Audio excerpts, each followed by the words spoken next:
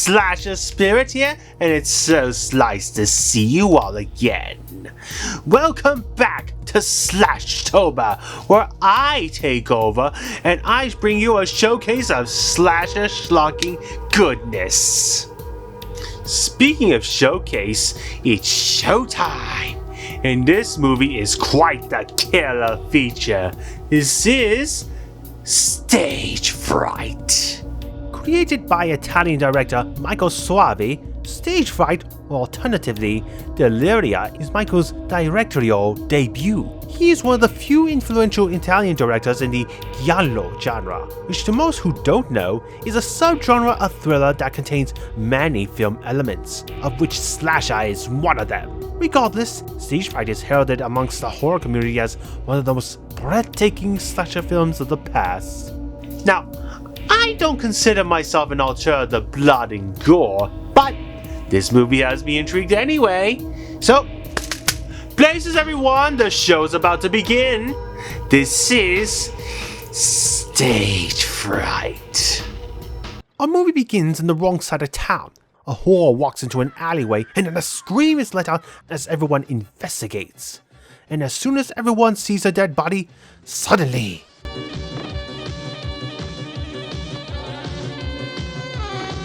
Wait, now this is a dance number? Why yes, as it pans out to reveal it's not an actual street, but a stage as rehearsal commences for a play, complete with Marilyn Monroe playing the saxophone on a rooftop. Don't question that, especially as the actors also toss a mannequin for some reason. After all, it's art. The director, Peter, cuts the performance short, not happy with the hooker's performance played by Alicia. Peter gets into an argument with his investor, Mr. Ferrari, since the show is coming up next week. And some people who like to see the aforementioned asses displayed in the blaze of the spotlight on the stage. Oh, he's a class act, alright. A class act of ass. So Alicia takes 5 as actors Sybil and Laurel are up next, though Alicia feels a bit of ankle pain and needs to see a doctor. Her friend Betty convinces Willie, the stage manager I'm guessing, to let them sneak out so she can get checked into a hospital, just to be sure. And where to? The nearby mental hospital, of course! This is a mental institution. Psychiatrists are doctors too, aren't they? Oh, you know, tomato, tomato, blood red, crimson red. It's all the same, right? While that's happening, it appears that one mental patient is being sent to his room, perhaps a foreshadowing of our upcoming killer. Well, fortunately for Alicia, one doctor is kind enough to treat her ankle while they talk about the patient she just saw. Who's in there? Irving Wallace. Irving Wallace? You mean that actor who went berserk? The same. I think he killed 12 people. 16, actually. Gee, he sounds awful. I certainly hope he doesn't escape. Hopefully. But as they do leave, we must see Irving's room.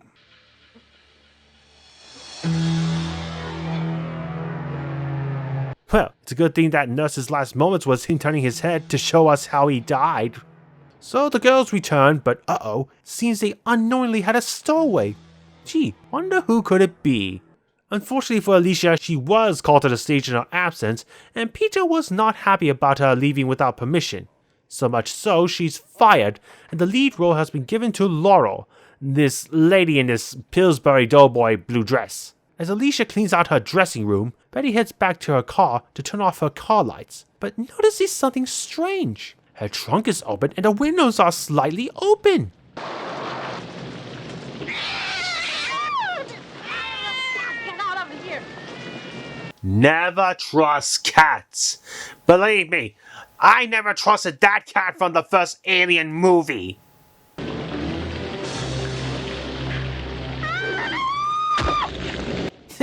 Glad to see our killer wasn't picky. Alicia is packed up and ready to go home, though Willie tells her to keep an eye out for Lucifer, his black cat. Don't worry, the cat isn't that important to the story, but, you know, cats are integral somehow. As she heads to her car, she hears meowing near Betty's car, most likely Lucifer, which leads her to find Betty's corpse. Alicia goes back inside and screams bloody murder, and moments later, police arrive at the scene of the crime. After all that, Everyone heads back inside, but Peter tells his assistant Mark to tell a couple of the actors to stay and have a word with the journalists. Pretty much all the stagehands and Willie leave, except for all the actors Laurel, Brett, Corinne, Sybil, Danny, and Alicia. Peter tells everyone the show must go on. Why? Because while a tragedy did transpire, he sees it as an opportunity. After all, everyone wants fame, and this tragedy could bring in the crowds to see a play about a killer when an actual actress was murdered during production. Integrity, sensitivity, tact. Who cares when you can have fame like Ted Bundy? Some aren't too pleased about this idea, but you know what they say, money talks in volumes. Besides, there's a squad car outside their station to guard them. I'm sure they'll be completely safe. Double besides, Peter even had actress Corinne to hide the key so no one could leave anyway. Oh yeah, I'm sure nothing could go wrong here. Alright for me.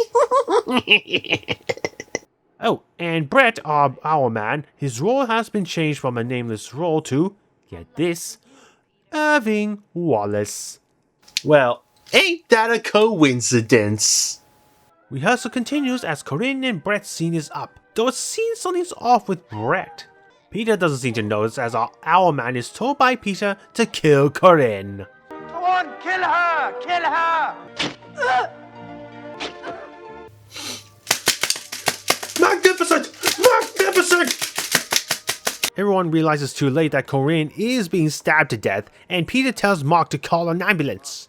I believe this is the part of the movie where shit goes south for everyone. Let's go down the list. Phone is cut off?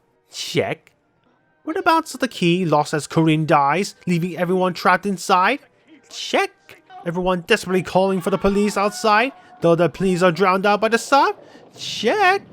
Lights out. And check. Yep, everyone's fucked. Now let the bloodbath commence.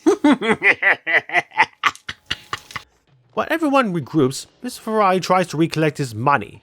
Too bad our killer, Irving, finds him, and Ferrari tries to bribe him. You fool! Money is non-negotiable to psychopaths.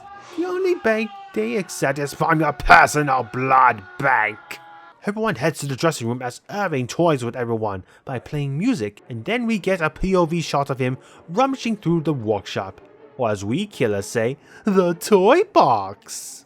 Ooh, I wonder what toy he will choose. Mark remembers that there might be a skeleton key in the office, so Peter and Danny go search for it while Mark stays with the girls. Unfortunately, Irving tries to get in the dressing room.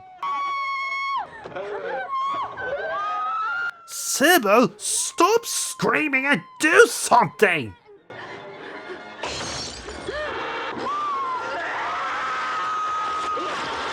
Aw, look what you did, Sybil. You bored Mark to death.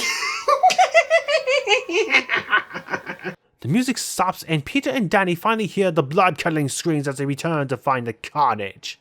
Realizing that the assailant went to the workshop, they too decide to arm themselves.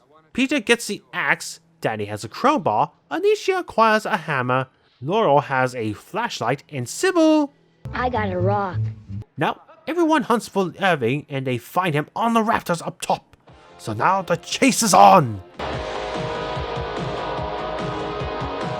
Hey, this actually rocks! Ooh, that's gotta hurt. Well, she'll live and everyone dies. What? It's not a spoiler if you know Horror 101. Everyone eventually gets to the attic and finds the Owl Man. Huh, that was a bit too easy. His hands are tied. Brett. Brett! It's Brett. Oops! Should have asked, not asked.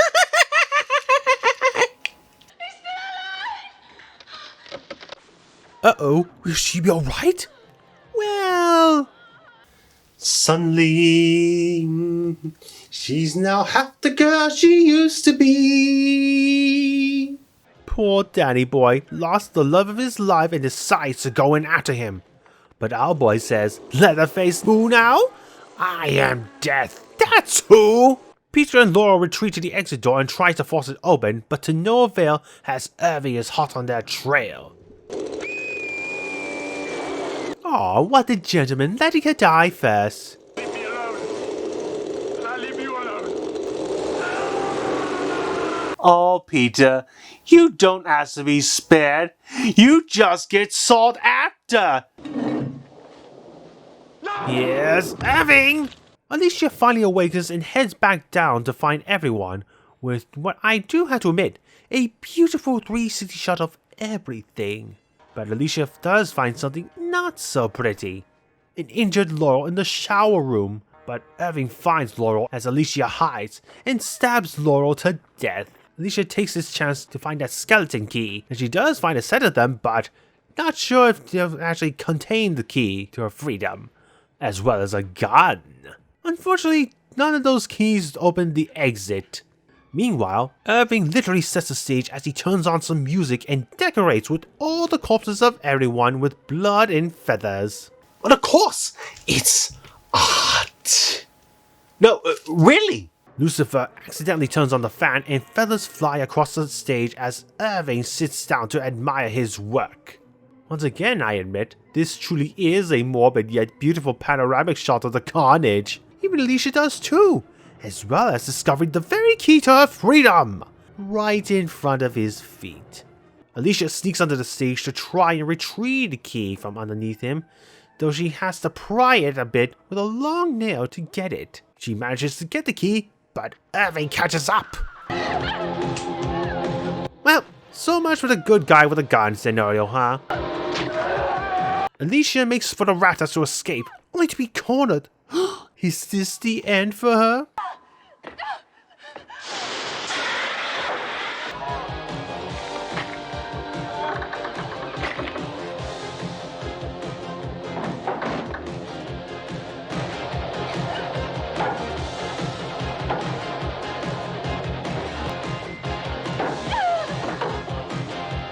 And so he falls to his death, and it's finally over.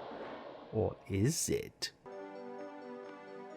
No, of course not. It's gonna take more than a fall to kill a slasher killer. Fortunately for Alicia, her play does include fire barrels, to which she uses to scorch Irving once and for all. So now that Irving is toast, she finally opens the door and alerts the police. She's questioned by the reporters and eventually healed up at a hospital, only to realize her watch was back at the stage. There she meets up with Willie and pleads with him to let her in to find her watch, even though no one's allowed in, but come on, of course he obliges. There, he recounts the whole ordeal according to the papers, telling 8 people died on the night of the soundstage massacre. It was loaded all right, only you forgot to take the safety off. I would have blown his head off with it. You can bet your bottom dollar I'd have got him right between the eyes. Yeah, I'm sure you would have, Willie. Alicia retrieves her watch but recalls everyone who died. All 8 actors. However, she realizes 8, but there were 9, including the killer. Wait, then where is he? Oh, there he is. I just went to get the gun. I got him right between the eyes. Yep, you got that right, Willie. Right between the eyes.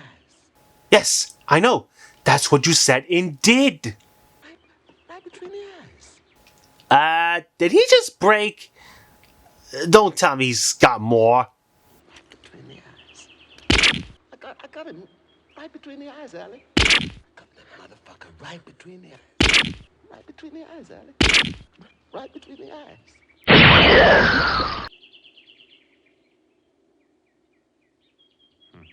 Yeah, I know, right?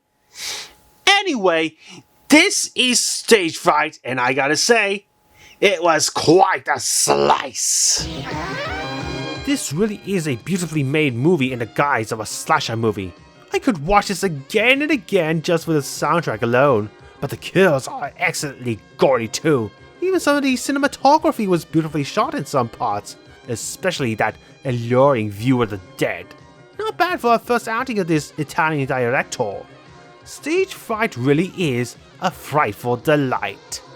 But I still have more movies coming your way, so don't go anywhere. Till then, I'm Slashtober to tell you all to have a slice day.